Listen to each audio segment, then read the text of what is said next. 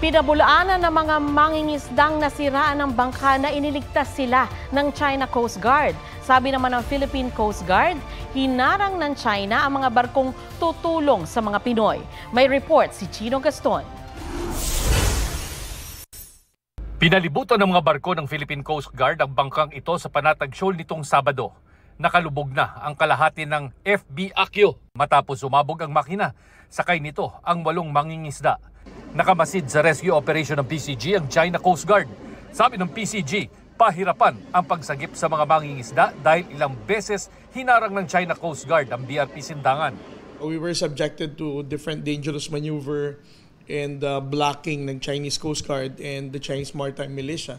We were still subjected to harassment of the other Chinese Coast Guard vessels. Kanina, naihatid na sa Zambales sa mga mangingisda.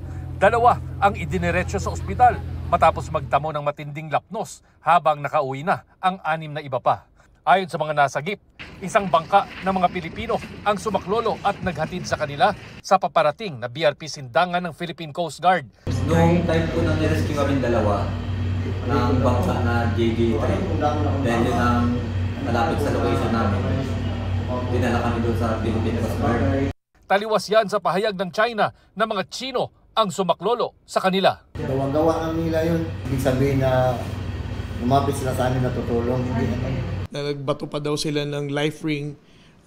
Kumbaga, these are just propaganda footages, no? To show the world they really cared about Filipino fishermen and for humanitarian cause. Sinubukan naming kunan ng pahayag ang Chinese Embassy pero wala pa silang sagot. Chino Gaston nagbabalita para sa GMA Integrated News. Huwag magpahuli sa mga balitang dapat ninyong malaman.